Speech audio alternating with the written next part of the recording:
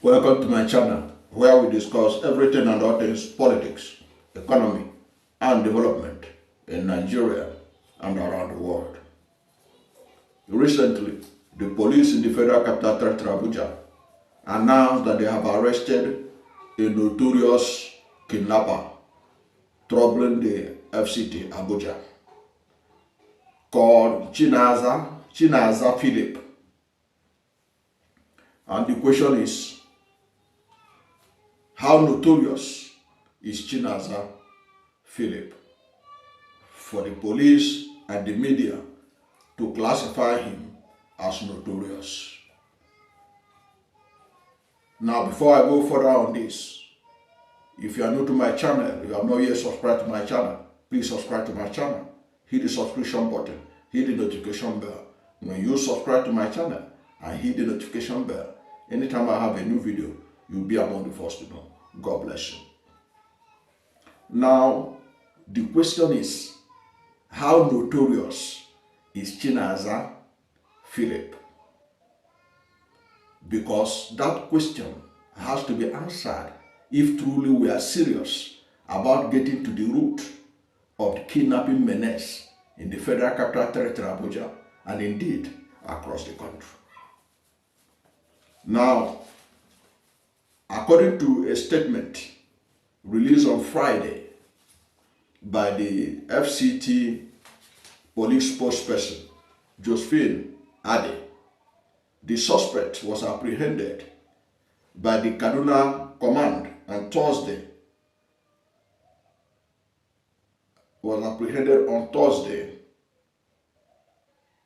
And has since then been handed over to the Abuja Police Command.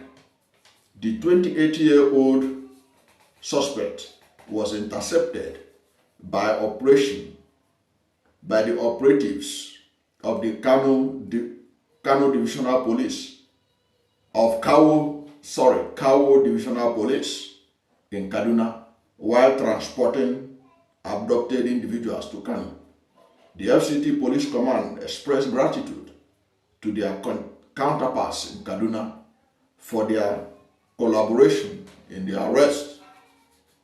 The statement reads, the FCT Police Command wishes to confirm the arrest of one Chinaza Philips, a notorious Abuja kidnapper, by police operatives of the Kaduna State Police Command on Thursday, 18th January 2024. The suspect has been handed over to FCT Police Command today, being Friday, 19th January 2024, and currently in police custody. Now, the arrest of this suspect came amid a recent surge in kidnapping cases in various communities in Abuja, raising concerns about the security situation in the nation's capital. Now, why I want to talk about this issue of notorious kidnapper is because unless the police and the media define this very well, people will be misled into thinking that having got this guy, that the police are truly on the right path. Because, to be frank, in my own imagination, in my own thinking, based on what this police statement and the report by the media, I think we're just scratching the surface. Because the ill definition of the suspect is my concern. He is described as a notorious kidnapper. Now, as somebody like me who operates on digital platform, we always have a way of checking out things, verifying them, whether they are really what people say they are in a digital, because in this world we live today, for anything to be notorious, there must be a lot of digital footprints that shows that the person is notorious. Now, the first thing you have to note about this is Chinaza Philips, a name you have heard before. Except for today, this week, I have never heard his name before. So how could somebody like that and somebody like me who operates in the media space, I have never heard his name, yet he's being touted as a notorious kidnapper? When did the police declare him wanted? And the media are accomplices in this. The laziness of the media. Because the statement contained notorious. Every headline now was carrying notorious Chinaza, the notorious kidnapper Chinaza. What do you know about to be notorious means that you are popular, but in a negative dimension. When I do a Google search on Chinaza Philips, there was nothing on Chinaza Philips throughout his life except for somebody who have similar people who have similar name that I saw somewhere. But there was nothing about him to indicate that he is famous in any shape or form, or that there was a time the police declared him wanted, or the army declared him wanted, or there was a time he was in a public space. Now, when you talk about notoriety, you talk about somebody like Oyelusi, you talk about somebody like Aneni, Asamroba. These people are notorious, and their notoriety was ahead of them. That people far and wide, even in a time of no internet, were aware of their notoriety. So how do you describe this?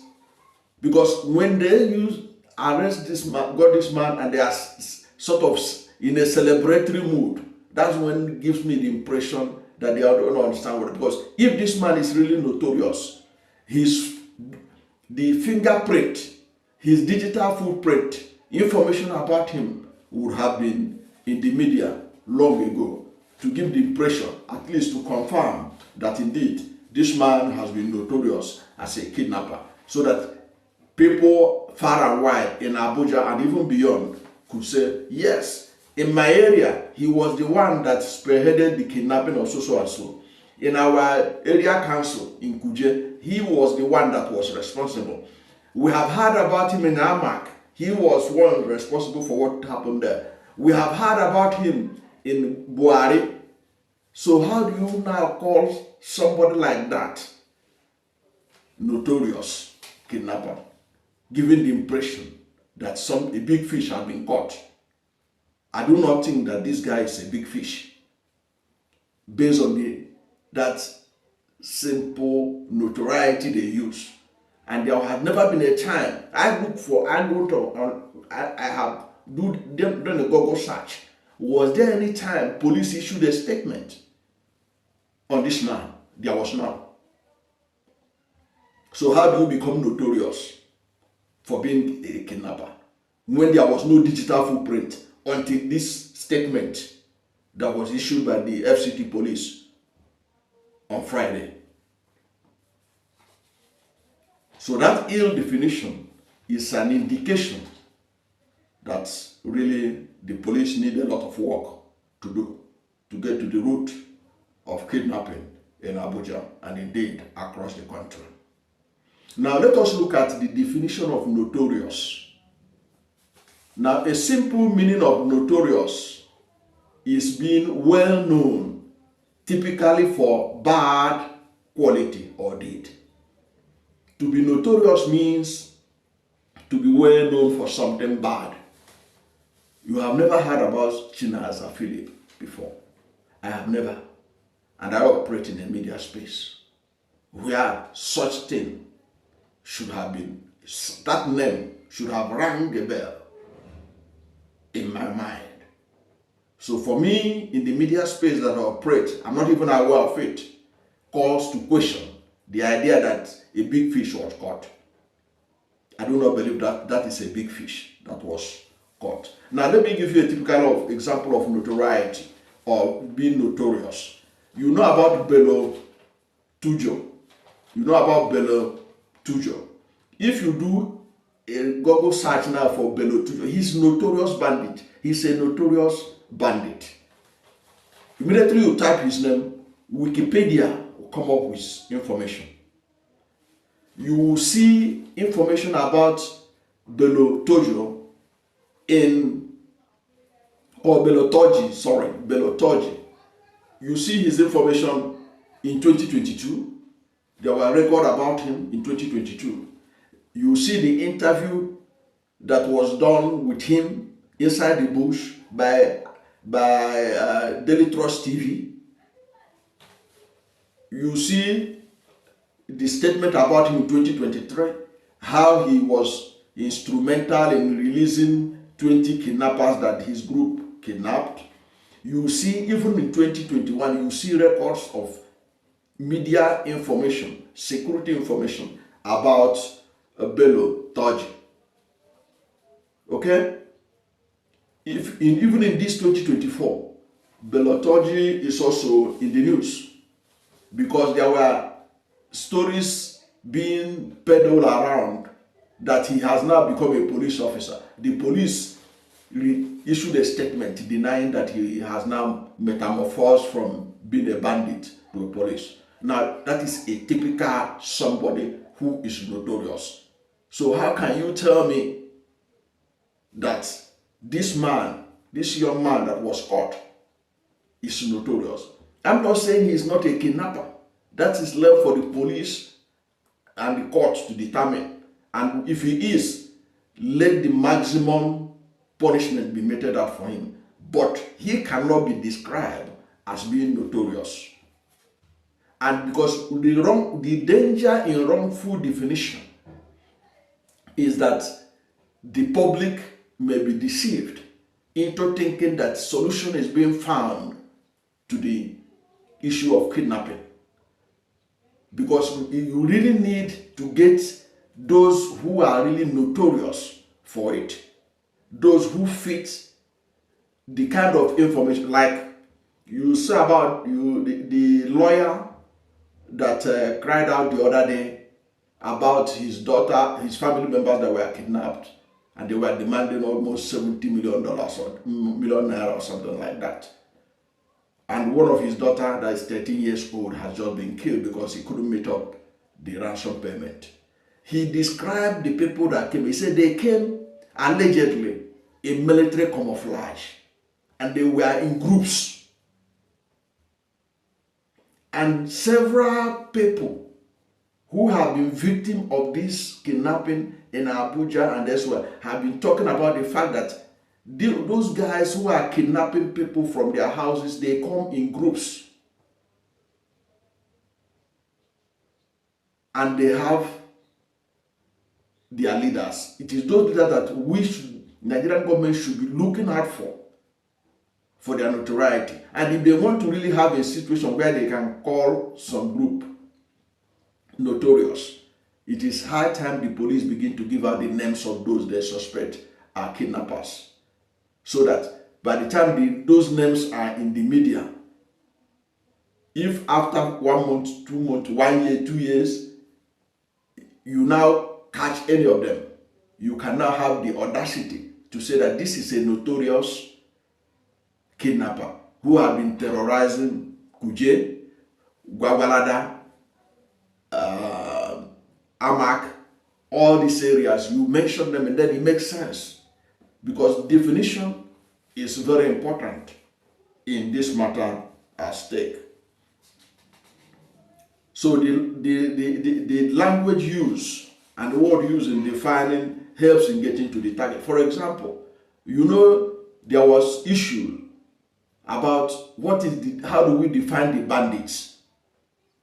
They say you have to classify them as terrorists so that you know what we are looking for. Even Boko Haram, they were not declared terrorists immediately. In fact, they were back and forth before Boko Haram was declared terrorist organization. So words and languages matters. And the media should be careful how they regurgitate statements from the police or any other authority. They are expected to do their homework. For the media organizations to be parroting what the police said in their statement that it was a notorious kidnapper, at least the media as the watchdog, as the gatekeepers, they ought to have done their own due diligence and say, how notorious is this man they say is notorious? So that we can begin to feel that a great job was done in his apprehension. So that you don't just apprehend somebody who doesn't make sense and begin to parade him as a kingpin. Meanwhile, the major problem remains unsolved. The major problem remains unsolved. So that is what I want to talk about. I do not believe that this guy is as notorious as the police want to make out that he is. Let them get the notorious ones so that we know that we are getting at the root of the problem. That is my take. And let us close this video with a quote from Sheikh Husani, Senator Sheikh Husani, who once represented Kaduna Central or thereabout. His quote is very interesting and it's a fitting conclusion to this video. Let all of us learn from it. Let the police learn from it so that we can as well get to the root of the problem. Sheikh Husani posted in his verified X account. He said, this is what Sheikh Husani said. He said the puzzle. He said the puzzle we are yet to solve is that the foot soldiers who kidnap people and receive ransom in hundreds of millions remains poor. No, let me take it again so that it can sink in.